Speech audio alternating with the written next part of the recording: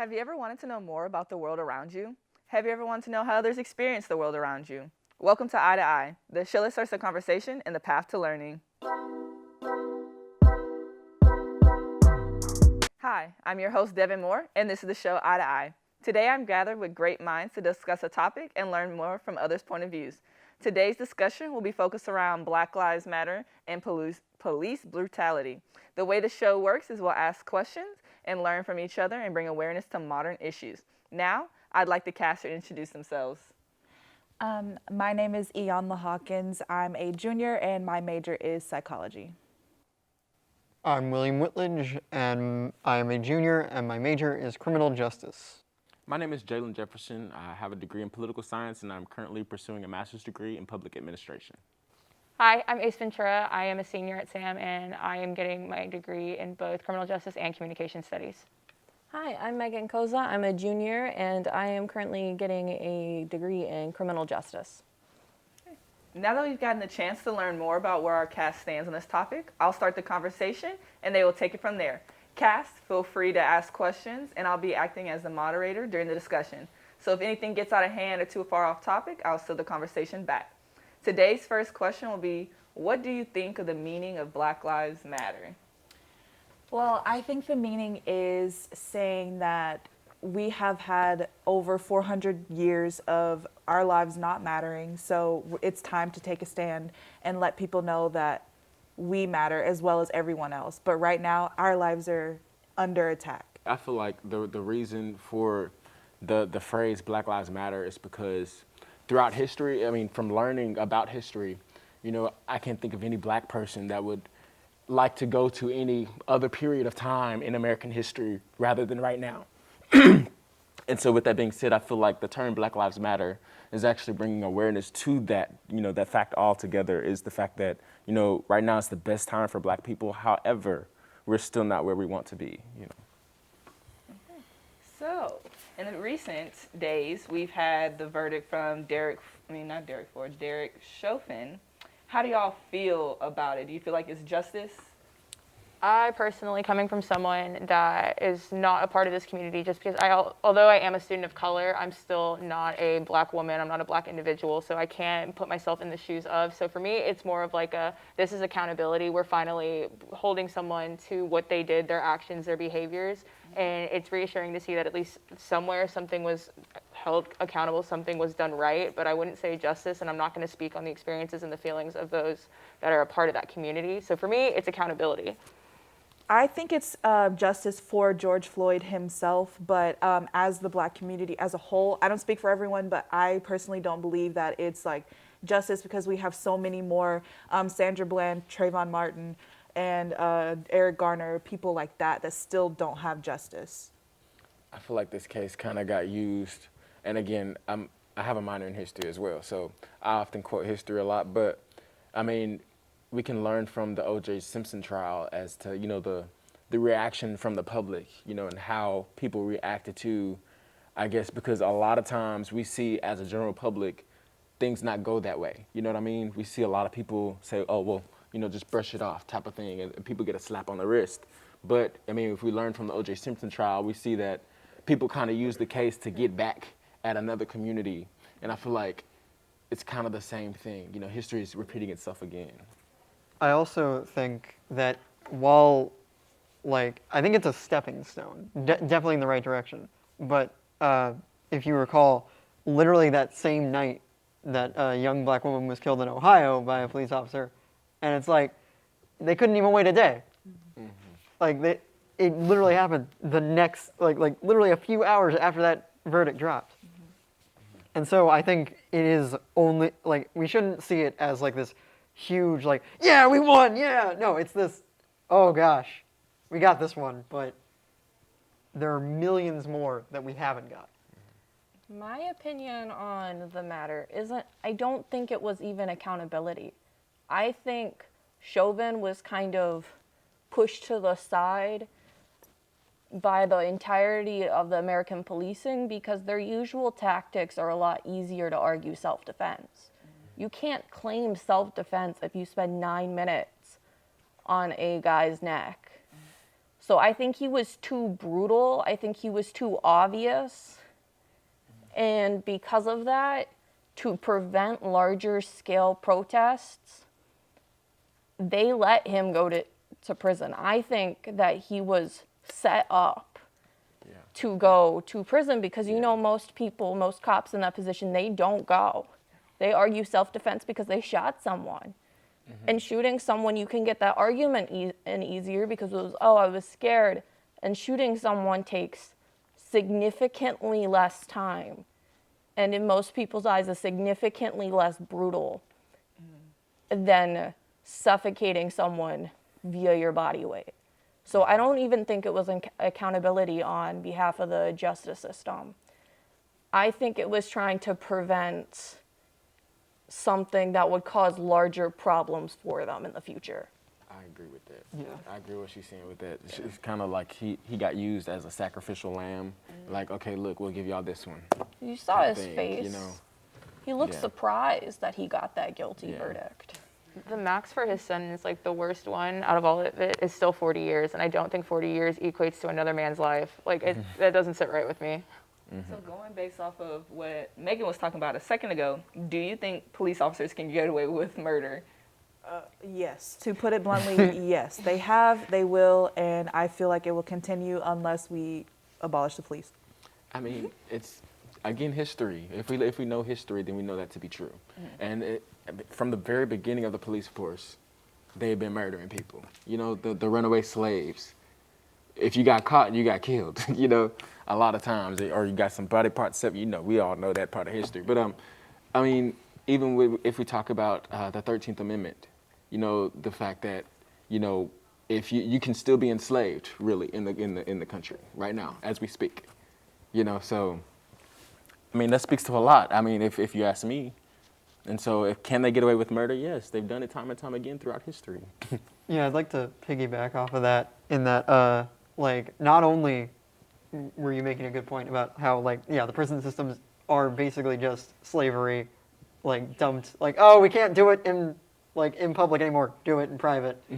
But also, like, specifically in these systems of CJ, racism is ingrained. Absolutely. Like, the first known prisoner in the United States was, as they quoted, a fair-skinned Negro. And it's just, like, I don't understand when people are like, oh yeah, no, it's not, like, this isn't racist. It's like, it's literally, it's in the bricks. Like, Yeah, yeah, you can see it. And it was quickly exploited. That's the thing, is that the 13th Amendment was quickly exploited after after it was passed. You know, people got arrested and sent to prison, not jail, not, 24 hours, no. They got prison sentences for very, very minor crimes, like trespassing or stealing a candy bar or something like that. You would go to prison, and so, I mean, how can you say that it's not when you know this to be true? To kind of like full circle back to like the question in terms of like, can they get away with it? With a modern take, there is a force continuum, and it's so disgusting to see that, like, whenever you're taught, like, oh, this is what they're supposed to utilize, this is what they're supposed to do, there's a force continuum where you're supposed to go to that next step level, but then being forced to see by the media, and thankfully for like body cams, so that way we can see like what's going on, it's seeing that they're not even following this continuum and the training that they all love to highlight in multiple departments. No, they're trained to do this. No, they're not. The basis of it is a continuum. You have to eliminate a threat, sure, but elimination does not mean murder. Elimination does not mean bodily harm and, like,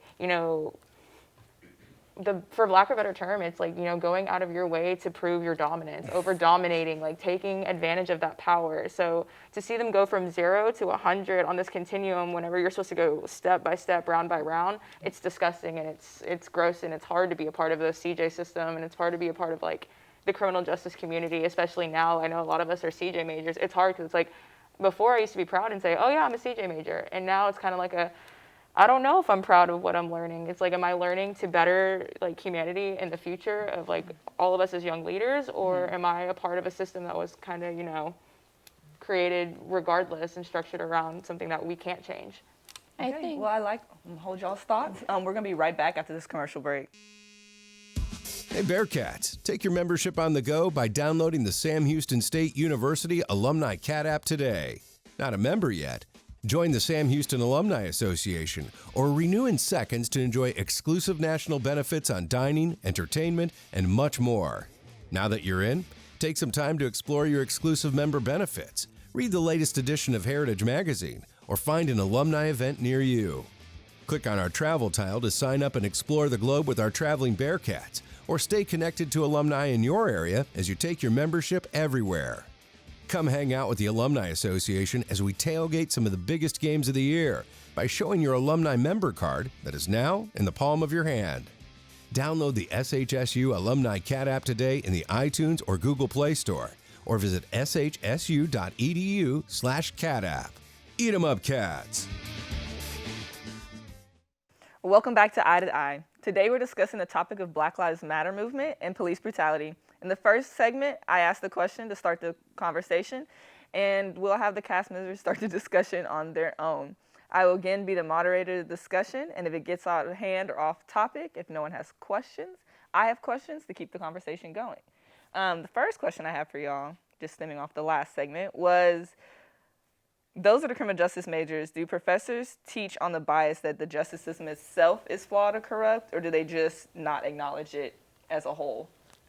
I think it depends. Oh, I'm sorry. Well, no, I was going to say, personally, in my experience as a CJ major, I have had professors who do not mention the topic of race at all. Like, it's like this big, like, elephant in the room that they're not going to talk about. And, like, for example, the one class I had that went deep delving into race and the issue of race in the CJ system was a dual class for philosophy and CJ, taught by a philosophy professor, so not a CJ professor at all. And I found that really interesting. I'm like, why is the only guy who's willing to talk about it the guy who's not part of the CJ college at all? Right. Right. And like, I have had other professors who mention it, but not in that same depth.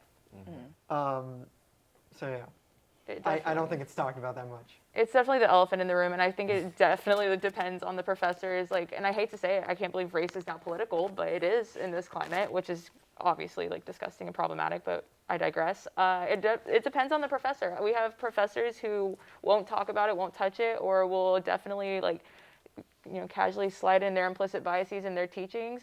And then you have professors who are like 12 out of 10, like balls to the wall. Yeah. I'm in it. I'm here to talk about it. And like, what's crazy is the professors that I've had in my experience here at SAM that are willing to talk about it are those that are utilizing their own privilege to do so. Like, and I mean, that's just touching on the fact that I've only had one black professor, and that professor was not in the CJ building or in the CJ like cohort. The only professor that I can think like to date, which I feel like a lot of people, like viewers and like us here who know her, is Dr. O'Neill, who was ready to jump on it. And she like straight up in her class, which was about gender and crime, was, we're going to talk about it. And if you feel uncomfortable, good, you're learning something. Yeah, I know. I have a professor this semester who likes to almost deny it.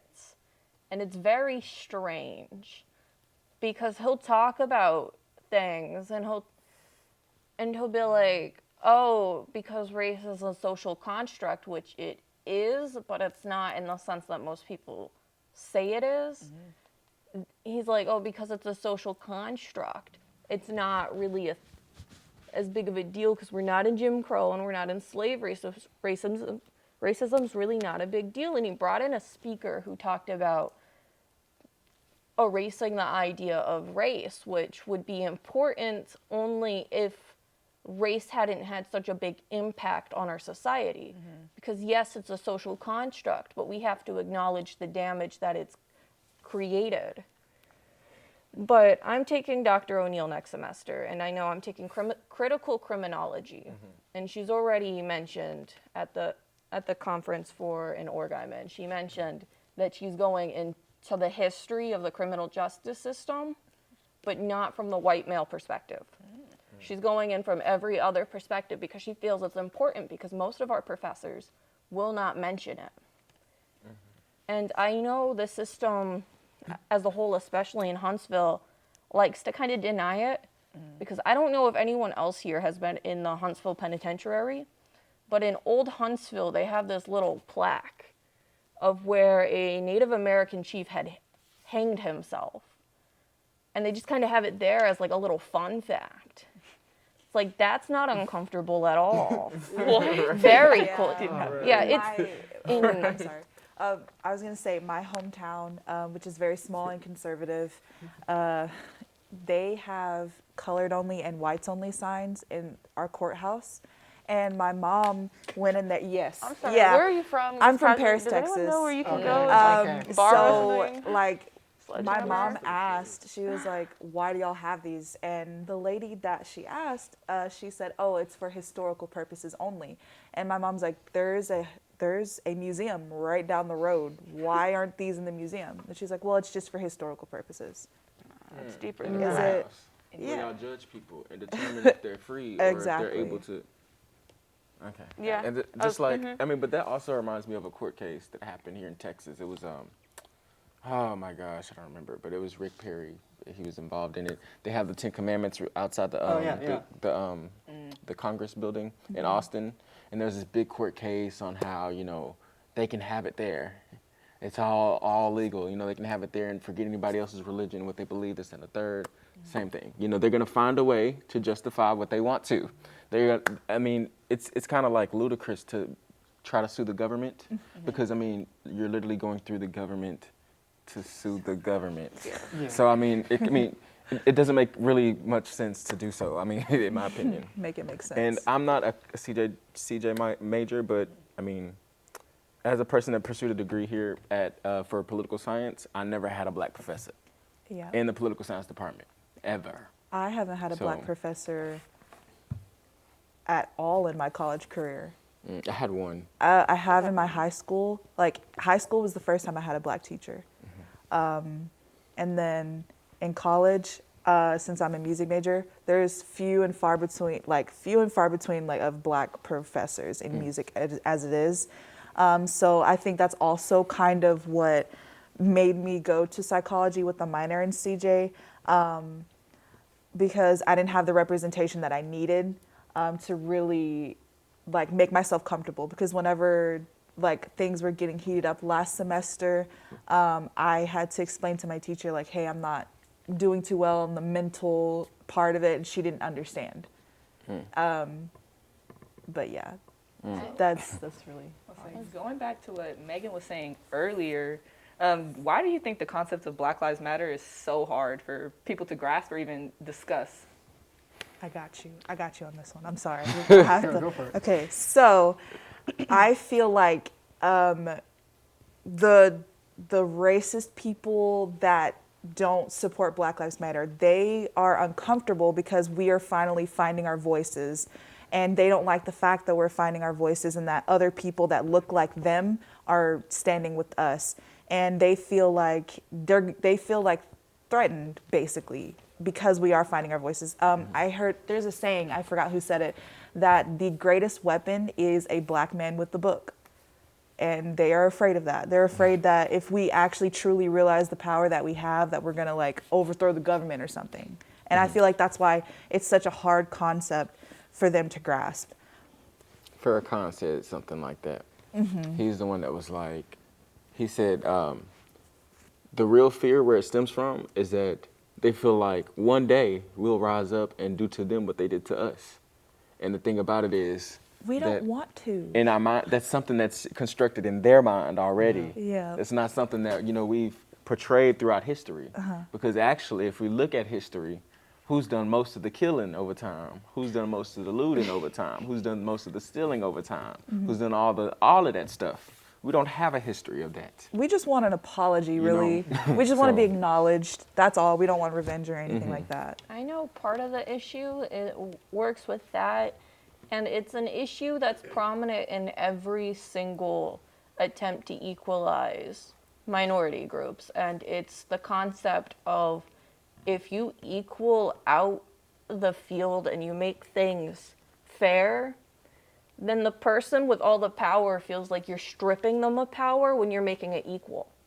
And I know that's part of the issue because it shows up with like the LGBTQ plus issues, and it shows up in other like racial ethnic dynamics. People push back so hard because they feel like you're stripping them of power when you're not. You're not touching their power. You're just making them less powerful by proxy of giving power to more people. I mean, I would say, honestly, I don't completely agree with what you're saying, but what I would say is that it's necessary to strip the most powerful people it's called redistribution, right? So the people with the most power don't deserve the most power, you know what I mean? They need to have that power stripped from them, I feel, because it was never theirs to begin with. I do agree with you. It's just I know that's the perspective a lot of people are probably unconsciously seeing it. They feel like you're taking away everything when you're just kind of like the slippery slope argument. Makes sense. Kind of like going off of what y'all said, because like what you said kind of keyed me into it, and going back to the question, it's kind of like when you say Black Lives Matter, there's people that are a part of different demographics that have come out and like shown themselves and said like, well, are you belittling me? Does my life not matter? And that's not the point. Like, and I hate the counter protest of, well, all lives matter. Well, they all can't matter if one specific part of it doesn't. And until that one key part of it, because collectively, if it's an all thing, that means everybody, guys, like that's everyone, that's including Black lives, don't forget now. You can't have that if you're gonna like put this one group down and then raise another. So like you're saying, like power by proxy, it's like you do have to strip the power because, there's people that think that they're over the top and they're not. Yeah, kind of stemming off of what you said. Well, yes, like we say Black Lives Matter. We're not trying to belittle anybody. We're just saying that, yes, all lives matter, but we're saying that we want our lives to matter a little more to you because we're under attack. Exactly. Hold y'all's thought. We're going to be right back after this commercial break talking about Black Lives Matter. The proud son of hardworking immigrant parents, Eric Rodas chose to serve his country. A father, a soldier, and now a college graduate. He proved that circumstances have nothing to do with your outcome. Since 1879, we've been helping students like Eric determine their future. Sam Houston State University, a great name in education. Third-generation Bearcat Tacey Webb roped her way to a national championship through her hard work and fearless dedication. Trading her saddle for nursing scrubs, Tacey set her sights in another arena, a place where she can champion the needs of others. Since 1879, we've been helping students like Tacey reach their championship potential. Sam Houston State University, a great name in education. Welcome back to Eye to Eye. In this segment, we'll review what we have learned from others' perspectives and what we could all take away from this experience. I know that y'all were just talking about Black Lives Matter and the prison system and all those things. For the people of color, or the Black people in the room, have you ever seen your friends or family being killed by the hands of police? Or maybe do you think that it could have been, or they could be killed by the hands of police? Well, when I was about 6 years old, my brother had taken me home. It was like 6 a.m. to go to school, and a police officer pulled us over. And he was looking he had his hand on his gun. And at the time that I was very young, like I didn't really understand what that meant. But I knew that I could sense a little bit of danger. And he was questioning my brother endlessly. But thankfully he saw me in the back of the car and didn't press further. But I feel like if I wasn't there, he would have done something more. And also very recently I had an altercation with an officer. Even though I was inebriated, I was still in my right mind, but he had no business coming up to me the way he did. He was very aggressive and was like shining the flashlight in my eye, telling me to leave and like shoving me and stuff. And I feel like if I would have reacted in any type of way, I could have been the next hashtag. I could have been justice for Iyanla, things like that. And it's very, very scary. Very scary. I personally haven't had family members die by the police, but there have been too many close calls with myself and my brothers. And I wish that didn't happen, that we didn't have to live in fear, thinking about, oh, should I take a walk? I took a walk with my boyfriend last night. I was very scared because it was nighttime. He may not be as dark as me, but we're still people of color. Right. And it was very terrifying to walk, even in my own neighborhood. You know? Yeah, definitely. I was gonna say I had an officer, routine traffic stop. I guess I was speeding, whatever he said. But he pulled me over, and both my hands were on the steering wheel, just like my daddy taught me. You know, I was telling him exactly where everything was. I said, "Look, my license is in this middle console." I didn't move my hand like that, but they were both on the steering wheel. I said, "My license is in the middle console, and so is my insurance and everything like that." And then he asked me to get out the car, and he pat me down, and he told me to come sit in his car. I was like, okay, so no asking me for my license and insurance. You just gonna, have me go to the car. Okay, cool. So I go and sit in his truck, and he's asking me all these questions. I told him that I was a student at Sam Houston State University. I was just heading home. And he's like, you're not a student at Sam Houston State University. I said, what? I'm a student at Sam. I start laughing a little bit because I'm like, it's kind of funny because I'm like, literally, I'm telling you I'm a student at Sam. Like, what are you talking about? But he was dead serious. He was dead serious. He's like, you're getting a ticket. I said, I guess I do now because you just told me, And so he gave me a ticket while I was in his car. He let me walk away. I didn't know why he made me get out the car or anything like that, but I was like, this has never happened to me before. I've never been asked to get out my vehicle for anything at a traffic stop. And so that was really scary for me. That was my first real experience as a black man in interaction with a white cop. So. So y'all were talking about you never had a family member or anything, but what is your first thought when you see a black person being killed or harassed? I see it more times than I would like on social media, and 9 times out of 10, I will scroll past it. That's what I did with George Floyd's death. I saw a police officer, saw a black man. I said, nope, not doing it today. Can't do it. Then I found out 30 minutes later that he had died.